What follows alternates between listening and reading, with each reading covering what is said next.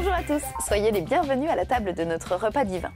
Et si l'on mettait les petits plats dans les grands avec un plat de choix, les vins qui vont bien avec et des escapades très originales.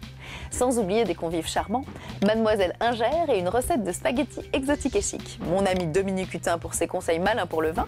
Et enfin, en dessert, je vous donnerai quelques conseils pour apprécier le vin de façon responsable. Allez, on se lance côté cuisine.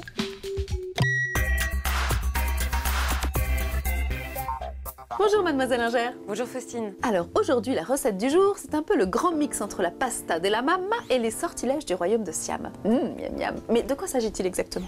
Eh ben, c'est tout simplement un savant mélange de spaghettis enrobés de sauce à base de fumée de coquillage et de lait de coco que l'on va parfumer avec de l'amande, de la coriandre fraîche et un peu de citron vert. Ah, j'oubliais la liste des ingrédients.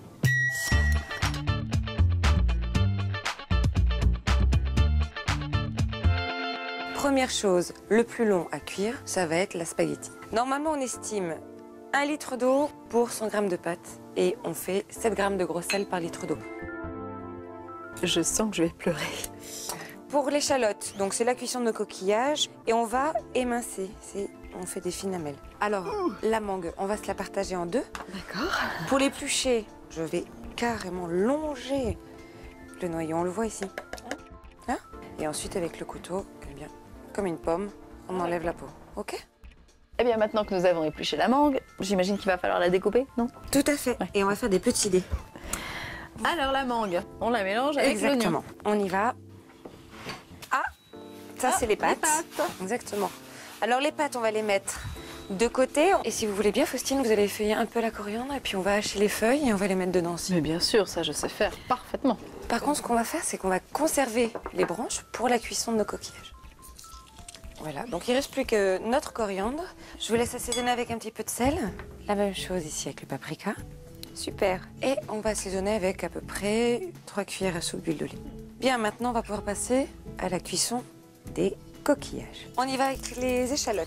Maintenant que c'est bien chaud, on va prendre nos petites gousses d'ail crack qu'on écrase comme ça tout bêtement. Waouh. Et on ajoute nos coquillages. Donc on ajoute aussi les branches de coriandre fraîche. Et pour faire un bon jus de coquillage, on va ajouter Du lait de coco. J'adore ça. Et on a juste à attendre que les coquillages soient ouverts. Waouh, tout est ouvert. C'est super rapide. Donc là, on va les égoutter. Faites attention que je ne vous brûle pas quand même. Et on va récupérer notre jus de cuisson. Ça c'est le jus des coques et des moules avec du lait de coco. Et donc on le remet dans une casserole pour le faire réduire. Et maintenant, nous, notre travail, Faustine, ça va être de décortiquer ces coquillages. Voilà. Bon, c'est la partie un peu, mais... Et puis attention, parce que ça risque de faire très chaud aux mains. Il faut enlever ces coquilles. Faustine, je vous laisse mélanger les coquillages avec la mangue et le reste des ingrédients. Ça sent bon.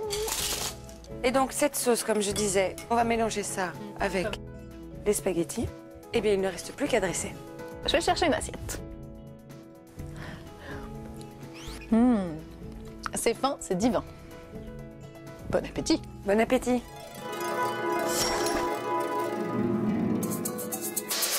Allô Dominique?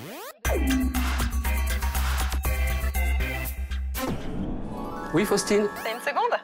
J'ai un challenge pour toi. Coque, moule, mangue, lait de coco, spaghetti. T'es sûr qu'il n'y a pas un raton laveur non plus? Non, mais je plaisante, je plaisante. Le plus urgent, c'est de s'occuper du mariage. Voilà, coquillages et fruits exotiques. Moi, je te propose de convoquer un Riesling d'Alsace. Attention, non, sur un millésime récent. Dans ces jeunes années, le Riesling est porté par une vivacité qui va lui permettre de parler le même langage que les coquillages. Et voilà, il a les arômes fruités que réclame la mangue. Encore un truc, ta sauce est généreuse, épaisse. Choisis un Riesling rond, pas trop sec.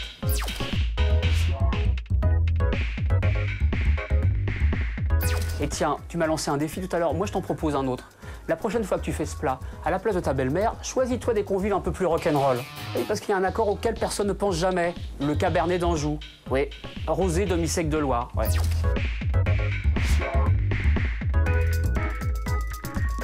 Bon, écoute, tu m'en gardes, hein? Ben non, pas de la belle-mère. Pardon.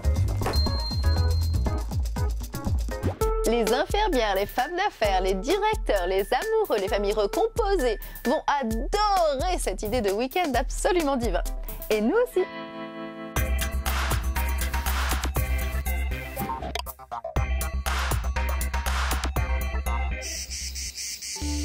Berne, c'est en Provence. C'est même un château situé au cœur de l'appellation Côte de Provence, avec des vignes et des oliviers à perte de vue. Et pour s'éclater dans la garrigue et les 500 hectares de cet Éden, il y a des VTT, des quads, des BMX ou même de la marche à pied, avec des sentiers sympas pour les grands, les moins grands, les messieurs et les dames. Tiens, justement, il y a des dames qui marchent. Franchement, ce sont des circuits qui sont quand même, pour la grande majorité, accessibles à tout public, de 7 ans à 77 ans. Si vous voulez faire de votre vie un art, alors ici, le temps d'un moment au milieu des vignes, vous vous inventerez un chef-d'œuvre d'hédonisme. L'art de vivre, de toute manière, est décliné sous toutes ses formes ici sur le domaine. Et oui, c'est l'originalité du lieu qui conjugue activités de détente, gastronomie et œnologie, avec ses 3 restaurants, dont un étoilé. On aime bien que les gens soient à l'aise et vivent ce moment vraiment dans un moment de plénitude.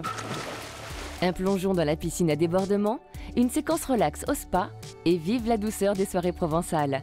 Un bon plan pour des nuits tranquilles et un week-end divin au pays des cigales.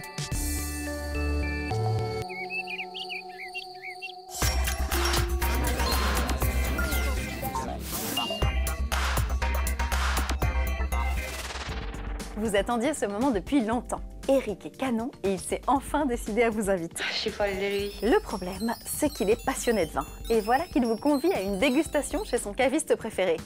Ok sur l'idée, mais comment découvrir les 15 vins présentés alors qu'après un verre, la tête commence déjà à vous tourner? Pas de panique, voici quelques conseils pour découvrir et goûter sans perdre pied. Sachez que pour déguster un vin, 3 centilitres suffisent. Profitez sans complexe des mets qui accompagneront la dégustation. La règle d'or, pas d'alcool sans manger. Et puis personne ne vous regardera de travers, bien au contraire, si vous videz votre verre avant de l'avoir fini. Enfin, vous verrez sur les tables de drôles de seaux. Ne soyez pas choqués, ce sont des crachoirs. À première vue, ce n'est pas très glamour, mais Eric se fera sûrement une joie de vous initier à ce geste responsable. Et oui, pas besoin d'avaler le vin pour en découvrir les arômes. Alors, rassurés ?